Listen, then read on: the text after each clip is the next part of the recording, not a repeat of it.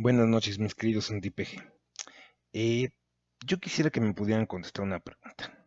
¿Por cuánto tiempo los chairos, los solovinos, los antisistema, aquellos que decían que el gobierno estaba en manos del PRIAN, cuestionaron con severidad el sometimiento del poder legislativo, es decir, el Congreso, diputados y senadores, al poder ejecutivo, que es el presidente?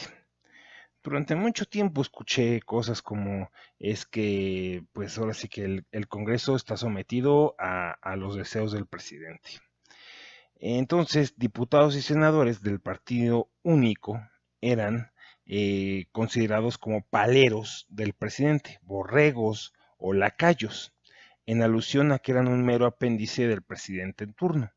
Por eso, una de las luchas históricas de los opositores, como el PAN y la izquierda perredista, fue hacer realidad la división de los poderes, entendida como la urgencia de convertir al Congreso en un verdadero contrapeso del Ejecutivo, como debería de suceder en toda buena democracia. Eso se logró en 1997, cuando por primera vez el PRI perdió la mayoría absoluta en San Lázaro. Era la primera debacle del PRI y la primera gran victoria de la pluralidad en el Congreso. Digamos que fue la primera vez que existió democracia en México. Sin embargo, 20 años después, con Morena, regresaron al Congreso no solo los partidos, el partido único, sino los paleros del presidente, los borregos y los lacayos del presidente.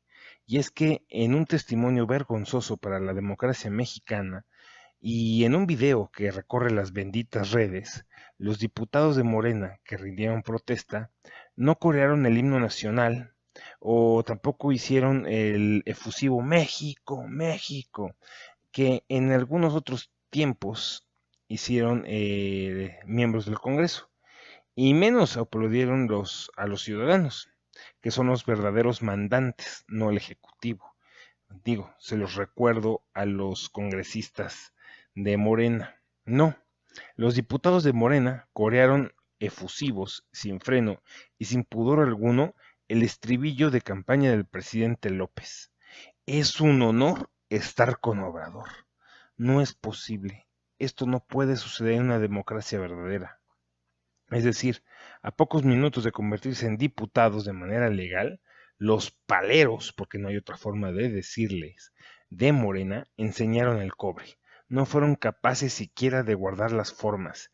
Y es que nunca, ni en los tiempos de mayor autoritarismo del viejo PRI, estoy hablando de los tiempos de Echeverría y López Portillo, la Cámara de Diputados había atestiguado un acto de sumisión y abyección como el de los diputados de Morena hacia Andrés Manuel López Obrador el pasado 29 de agosto. Es decir, esto no había sucedido ni con la dictadura perfecta del PRI. ¿Qué significa el vergonzoso espectáculo de sumisión de diputados y senadores de Morena, que son representantes populares, al presidente que es el jefe del Ejecutivo? Pues significa la pérdida de democracia en el país. Un mensaje vergonzoso y preocupante.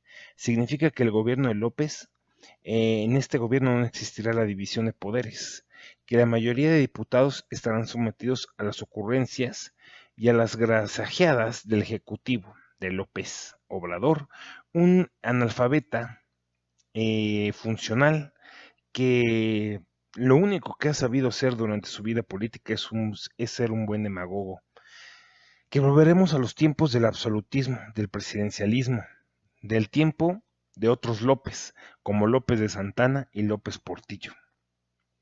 Pero la sumisión del poder legislativo es apenas la punta de la madeja de la descomposición que empieza a vivir la democracia mexicana, con la llegada de Morena al poder. ¿Por qué? Porque si no les importa exhibir de manera pública la sumisión de los diputados de Morena al presidente López, menos les importa el penoso espectáculo del diputado Porfirio Muñoz Ledo, quien un día sí y otro también aparece alcoholizado. A Calderón lo difamaron toda la vida y hasta el momento lo han seguido difamando por su supuesto alcoholismo, el cual nunca le han probado. A Muñoz Ledo lo agarraron en video y aún así los diputados de Morena lo solapan.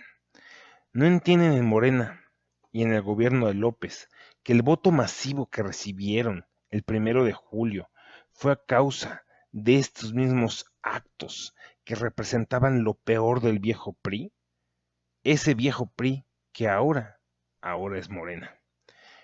El Movimiento Regeneración Nacional tiene ante sí un gran reto: no repetir las viejas prácticas de los sexenios priistas y lograr una transformación palpable en el país, algo que hasta el momento no han logrado y que al contrario, esas mismas mañas priistas las están excediendo, las están haciendo en superlativo.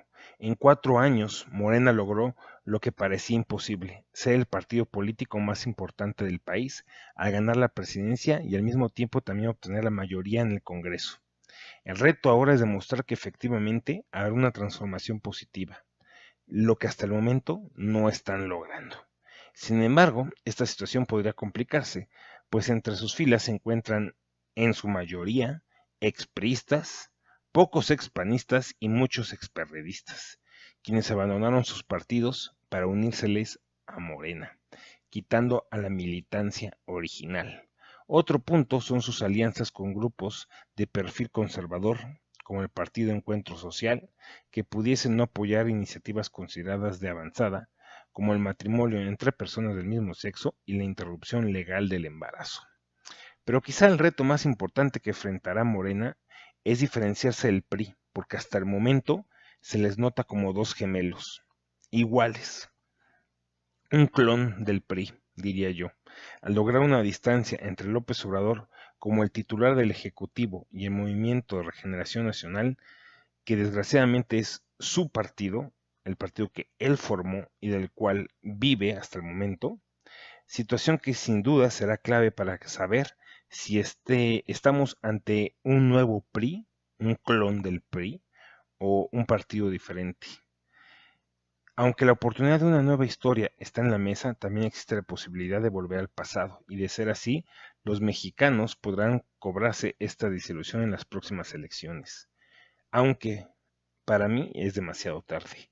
El poder que ejerce Morena dentro de los tres poderes de la República es excesivo. Y estoy hablando no solamente del poder ejecutivo y legislativo, estoy hablando también un poder extremo en el poder judicial. Los presidentes mexicanos en turno, históricamente, han usado sus partidos políticos como instrumento y han tratado de imponer sus propios candidatos en vez de mantener una distancia, lo que ha sido contraproducente en los resultados que estos han dado.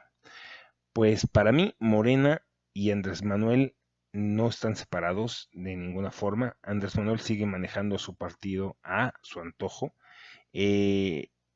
y obviamente a través de este maneja a sus diputados y senadores en el Congreso.